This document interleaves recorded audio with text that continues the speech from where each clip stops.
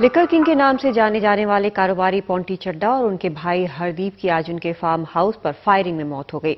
हालांकि पुलिस अभी शुरुआती जांच ही कर रही है, लेकिन माना जा रहा है कि संपत्ति को लेकर दोनों भाइयों का झगड़ा उनकी मौत का कारण बना। लंबे चौड़े इलाके में फैले इस फार्म हाउस से पहले फायरिंग की आवाज आई और फिर बुरी खबर। फार्म हाउस में रहने वाले हरदीप और उनके भाई पोंटी चड्ढा की गोली लगने से मौत हो गई। पोंटी चड्ढा को 12 गोलियां लगीं और हरदीप को 4 गोलियां।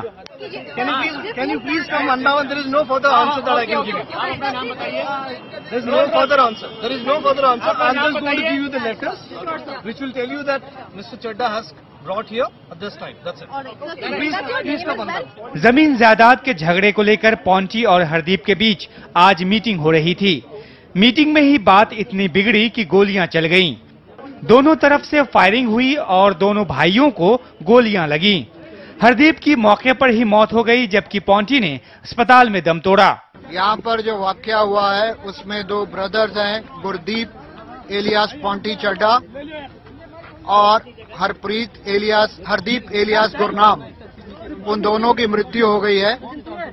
इनके बीच में कोई पुराना डिस्प्यूट चल रहा था, जिसकी हम लोग मर्डर का मुकदमा दर्ज करके फर्दर इन्वेस्टिगेशन कर रहे हैं। इनके फादर के देहांत के बाद दोनों भाइयों में जो बिजनेसेस हैं और जो प्रॉपर्टीज हैं, उन सारी चीजों का आपस में बंटवारा होना था। आज ये दुर्घटना जो घटी है, मुझे लगता है कहीं ना कहीं इन सब चीजों का उसमें एक कंट्रीब्यूशन है। फायरिंग में जख्मी एक सुरक्षा कर्मचारी अस्पताल में दाखिल है। पोंटी चड्ढा बेशुमार दौलत के मालिक थे। इतनी दौलत कि अगर उसको 3 भाइयों में बांटा जाता तो उसका हिसाब किताब रखना भी मुश्किल पड़ जाता। पोंटी चड्ढा की जिंदगी का सफर दौलत के लिए शुरू हुआ और दौलत के लिए ही खत्म हो गया। पोंटी के पिता ने कारोबार की शुरुआत कच्ची शराब की दुकान के बाहर तली मछलियां बेचने से की थी। पोंटी ने इसे हजारों दौलत पहले उनके लिए बदनामी का सबब बना और आखिर में मौत की वजह भी। नैनीताल के रामनगर कस्बे में पोंटी के पिता कुलवंत सिंह ने कच्ची शराब की एक गुमटी खोली, जिसके बाहर वो मछलियां तल के बेचते। कुछ दिन बाद उन्होंने गन्ने का एक क्रशर लगाया। कारोबार बढ़ता गया। बाद में वो कुमाऊं में शराब के ठेके लेने लगे। फिर पूरे उत्तराखंड में उनका ठेका हो गया। पोंटी ने बड़े होके शराब के कारोबार के अलावा तमाम तरह के कारोबार कायम किए। की तरक्की में सत्ता से उनके रिश्तों का सबसे बड़ा रोल था। जाते थे मायावती की हुकूमत में यूपी का शराब का तकरीबन सारा कारोबार उनके पास था। उन्होंने 11 चीनी मिलें उन्हें मामूली दाम पे बेच दी, लेकिन समाजवादी सरकार आने पे वो उसके भी करीबी माने जाने लगे। यूपी के 6 wave malls 15 lakh square kilometre में फैले हुए हैं। इसके अलावा उनके यूपी, उत्तराखंड, पंजाब, हिमाचल और राजस्थान में शराब के ठेके, यूपी पंजाब में 12 शुगर मिल्स, यूपी और उत्तराखंड में 2 paper mills, UP, Punjab, Haryana और राजस्थान में विशाल रियल एस्टेट बिजनेस, पंजाब में 2 कोका कोला बॉटलिंग प्लांट और फिल्मों के प्रोडक्शन और डिस्ट्रीब्यूशन का भी काम था। पोंटी की तमाम बदनामियों के बीच एक चीज कम लोग जानते हैं कि वो 1000 गरीब परिवारों का खर्च उठाते थे। उनके जाने से उनका भविष्य भी अधर में पड़ गया। किसी ने कहा है कि ये दबदबा, ये हुकूमत, ये नशा, ये दौलत सब किराएदार हैं, घर बदलते रहते हैं। कल जो उनका था आज किसी और का हो गया। साथ लेके कुछ नहीं आए थे तो साथ लेके क्या जाते। दिल्ली के छतरपुर फार्म हाउस में हुई गोलीबारी में पोंटी चड्ढा और हरदीप की हत्याकांड में पुलिस ने अपनी जांच तेज कर दी। अब तक की जांच से वो निकलकर सामने आ रहा है। उसके मुताबिक पोंटी अपने साथियों के साथ फार्म हाउस पहुंचा और हरदीप के आदमियों को वहां से बाहर निकालने लगा।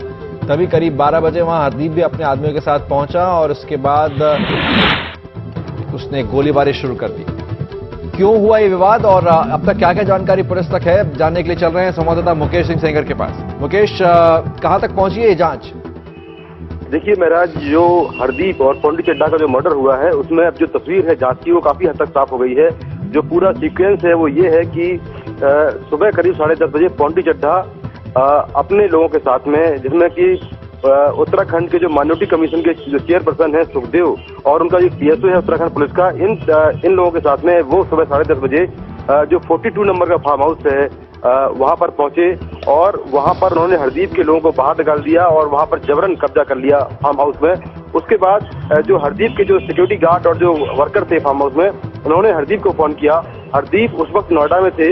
हरदीप ने अपने लोगों को लेकर करीब 12 बजे वो फार्म हाउस में पहुंचे और जैसे ही गेट खुला तो गेट पर ही फायरिंग हुई। सबसे पहले हरदीप ने पोंटी चड्ढा की कार में गोली मारी और उसके बाद जो नरेंद्र उनके मैनेजर है पोंटी चड्ढा के, उनको गोली मारी और उसके बाद फिर पोंटी चड्ढा को गोली मारी।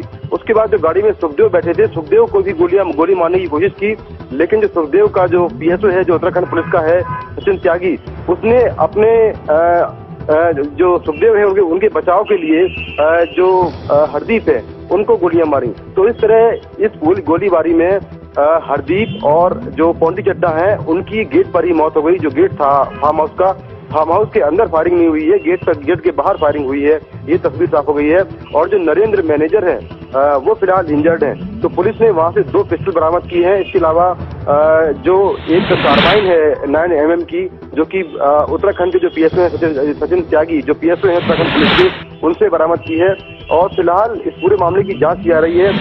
जहां तक इस मामले में गिरफ्तारी की बात है तो शायद गिरफ्तारी कोई भी ना हो, क्योंकि जो सचिन त्यागी जो पीएसओ है उत्तराखंड पुलिस के, उन्होंने जो गोली चलाई है वो अपने जो उनके ऑफिसर थे उनके बचाव में चलाई है।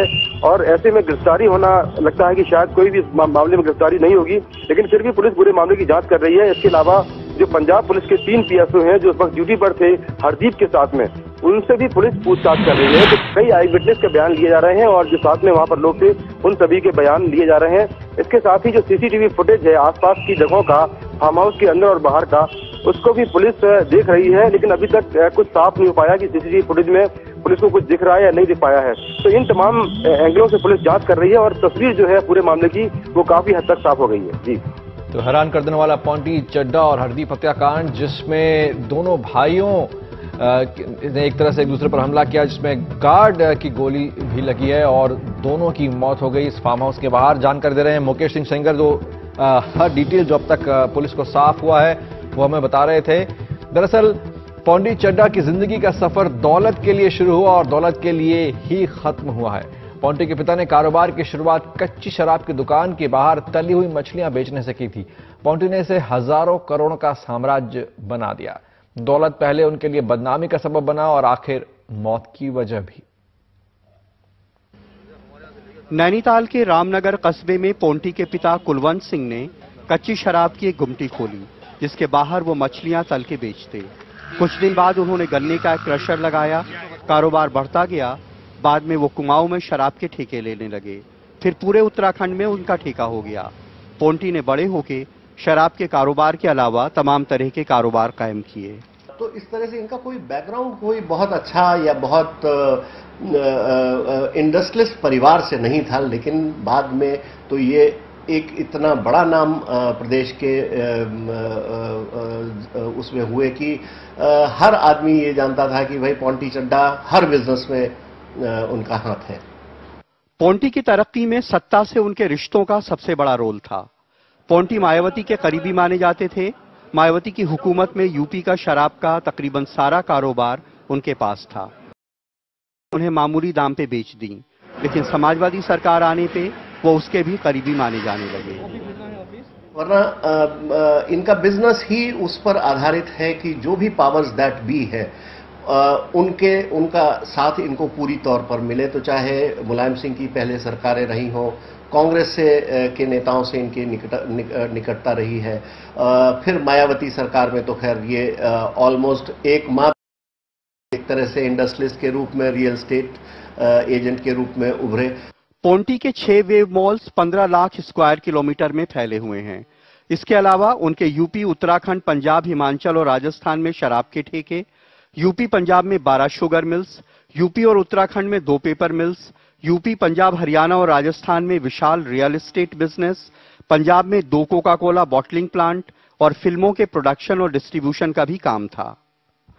पोंटी की तमाम बदनामियों के बीच एक चीज कम लोग जानते हैं कि वो 1000 गरीब परिवारों का खर्च उठाते थे। उनके जाने से उनका भविष्य भी अधर में पड़ गया।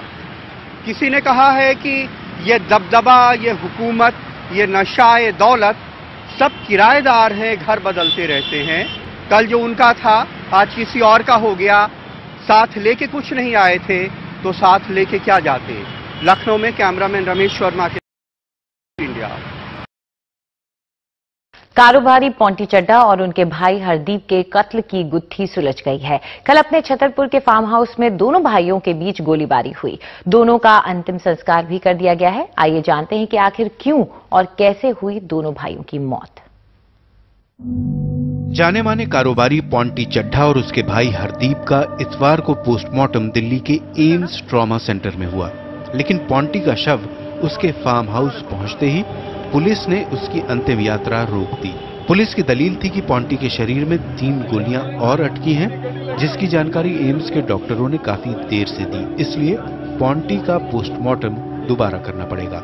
इस पर पोंटी के घर वालों और पुलिस में काफी देर तक बहस हुई और आखिरकार पुलिस पोंटी के शव को दोबारा एम्स लेकर आ गई। वैसे पोंटी की मां को छोड़कर घर के सभी सदस्य चाहते थे कि दोनों भाइयों का दाह संस्कार अलग अलग हो।